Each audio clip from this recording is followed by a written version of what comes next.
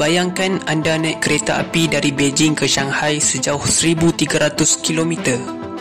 Dalam kepala, mungkin dah terbayang duduk berjam-jam, makan mi segera dalam bekas plastik, tengok pokok dari dalam kereta api, lepas tu tidur, kemudian bangun dan masih tak sampai-sampai.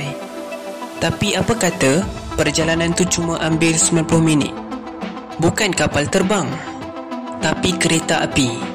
Dan bukan kereta api biasa, tapi ini adalah Hyperloop, satu teknologi masa depan yang sekarang sedang diuji di China. Dalam ujian awal di wilayah Shanxi, kereta api terapung ini sudah mencatatkan kelajuan 623 km sejam. Itu baru fasa percubaan. Mereka bercita-cita untuk capai 1,000 km per jam untuk menjadikan ia pengangkutan darat paling laju dalam sejarah. Sepantas jet komersial, tapi tak terbang di langit, sebaliknya meluncur dalam tiub tertutup yang sunyi dan tanpa geseran. Apa yang menjadikan teknologi ini luar biasa ialah konsep asasnya menghapuskan semua bentuk geseran, sama ada dari roda ke landasan atau dari angin kepada badan kereta api. Hyperloop bergerak dalam tiub vacuum separa atau hampir vacuum, di mana udara dikeluarkan sebanyak mungkin. Bila tiada udara, tiada rintangan. Tambah pula dengan sistem levitasi magnetik maglev, di mana kereta api terapung menggunakan daya magnet yang langsung tidak menyentuh landasan. Gabungan dua teknologi ini iaitu tiub vacuum dan maglev menjadikan kelajuan ekstrim itu bukan saja mungkin, malah praktikal. Persoalan biasa ialah, pakai minyak ke? Jawapannya tidak. Sistem ini menggunakan tenaga elektrik sepenuhnya. Di China, Hyperloop dikuasakan oleh grid tenaga negara dan sebahagian besar laluan dijangka menggunakan sumber tenaga boleh diperbaharui. Ini menjadikan ia bukan saja laju, tapi juga jauh lebih bersih dan cekap tenaga berbanding pesawat terbang yang menggunakan bahan api fosil.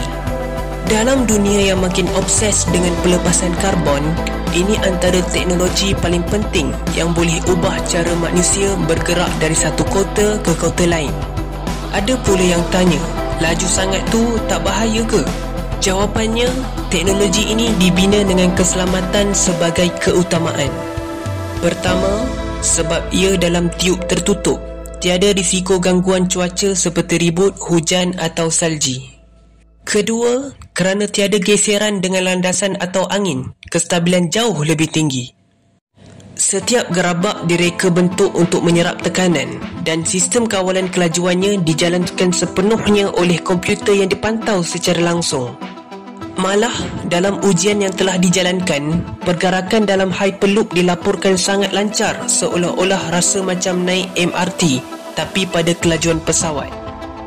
Yang menjadikan China mendahului perlumbaan ini adalah kerana mereka dah lama melabur dalam kereta api laju.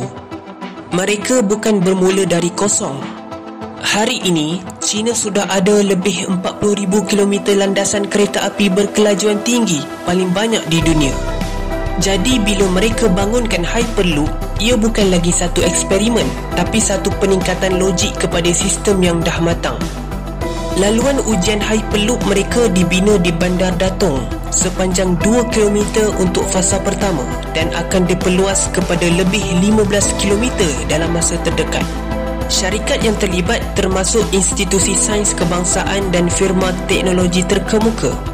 China bukan sekadar bercakap, bersembang, bergebang, berbangga diri, masuk surat khabar, panggil stesen TV, update di media sosial, tetapi mereka dah mula bina. Apa yang menarik, teknologi ini sebenarnya bukan idea baru. Elon Musk pernah cadangkan Hyperloop lebih 10 tahun lalu di Amerika, tapi sampai sekarang masih belum jadi kenyataan di sana. China pula senyap-senyap bergerak pantas. Dalam tempoh 5 ke 7 tahun, kita mungkin akan lihat perjalanan sejauh 1,300 km hanya ambil 90 minit dengan kereta api yang tak ada roda, tak ada pemandu dan tak ada bunyi bising. Subhanallah. Bila tengok manusia cipta benda macam ni, kita terfikir betapa hebatnya akal yang Allah kurniakan. Dari zaman unta di padang pasir, kita sekarang menuju ke zaman di mana kereta api tak lagi perlukan rel. Cukup dengan tiub, magnet dan sedikit vacuum. Dan kalau manusia boleh fikir sampai sejauh ini, kenapa kita sendiri masih sangka mustahil untuk umat Islam cipta teknologi sebegini?